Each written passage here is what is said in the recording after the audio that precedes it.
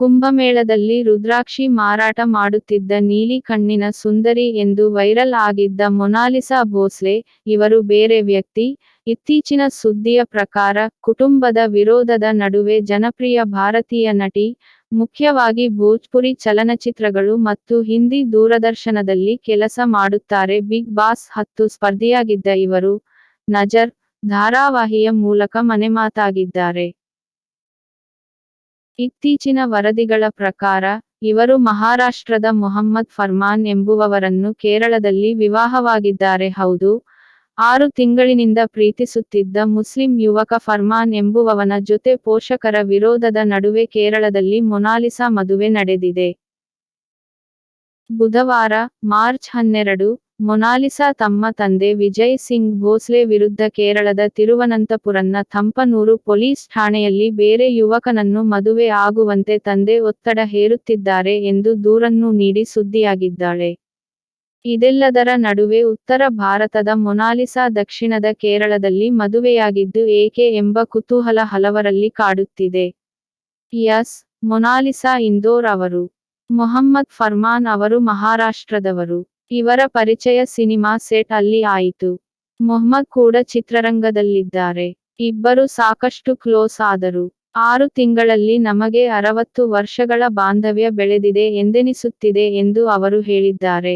ಇಬ್ಬರದ್ದೂ ಬೇರೆ ಬೇರೆ ರಾಜ್ಯ. ಇವರಿಗೂ ಕೇರಳಕ್ಕೂ ಯಾವುದೇ ಸಂಬಂಧ ಇಲ್ಲ. ಆದಾಗ್ಯೂ ಇವರು ಕೇರಳಕ್ಕೆ ಬಂದು ಮದುವೆ ಆಗಲು ಒಂದು ಕಾರಣ ಇದೆ. ಕೇರಳದ ಪೂವಾರ್ ಬಳಿಯ ಅರುಮನೂರ್ ದೇವಸ್ಥಾನದಲ್ಲಿ ಇವರ ಮದುವೆ ನಡೆದಿದೆ. ಕೇರಳ ಎಂದರೆ ಇಬ್ಬರಿಗೂ ಇಷ್ಟವಂತೆ. ಅಲ್ಲಿ ಸೌಂದರ್ಯ ಹಾಗೂ ಸುರಕ್ಷತೆಗೆ ಇವರು ಮಾರುಹೋದರಂತೆ. ವಿಶೇಷ ಎಂದರೆ ಇವರ ವಿವಾಹಕ್ಕೆ ಕೇರಳದ ಅನೇಕ ರಾಜಕೀಯ ಗಣ್ಯರೇ ಬೆಂಬಲ ನೀಡಿದರು. ವಿವಾಹಕ್ಕೆ ಕೇರಳದ ಸಚಿವ ವಿ.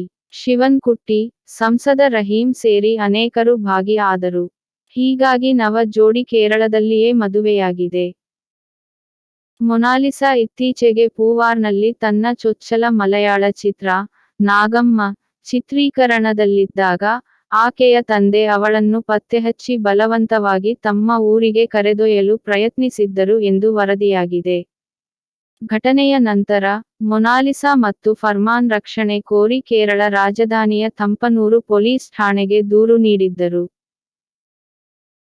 ಆಕೆಯ ದೂರು ದಾಖಲಿಸಿಕೊಂಡ ನಂತರ, ತಂದೆಯನ್ನು ಪೊಲೀಸ್ ಠಾಣೆಗೆ ಕರೆಸಿ, ಮೊನಾಲಿಸಾಗೆ 18 ವರ್ಷ ತುಂಬಿರುವುದರಿಂದ, ತಾನು ಯಾರೊಂದಿಗೆ ಇರಬೇಕು ಎಂಬುದನ್ನು ನಿರ್ಧರಿಸುವ ಕಾನೂನುಬದ್ಧ ಹಕ್ಕನ್ನು ಹೊಂದಿದ್ದಾರೆ ಎಂದು ಪೊಲೀಸರು ಮನವರಿಕೆ ಮಾಡಿದ್ದರು ಎಂದು ವರದಿ ತಿಳಿಸಿದೆ. ಬಳಿಕ, ಸಂಗಾತಿ ಜೊತೆ ಹೊರಟಿದ್ದ ಮೊನಾಲಿಸಾ ದೇವಾಲಯದಲ್ಲಿ ವಿವಾಹವಾಗಿದ್ದಾರೆ. ಕೇರಳದ ಹಲವು ಗಣ್ಯ ವ್ಯಕ್ತಿಗಳು ವಿವಾಹದಲ್ಲಿ ಹಾಜರಾಗಿ ಮೊನಾಲಿಸಾಗೆ ಬೆಂಬಲ ಸೂಚಿಸಿದ್ದಾರೆ. ಕೇರಳ ಶಿಕ್ಷಣ ಸಚಿವ ವಿ. ಶಿವಶೆಟ್ಟಿ, ಸಿಪಿಐಎಂ ರಾಜ್ಯ ಕಾರ್ಯದರ್ಶಿ ಎಂ. ವಿ.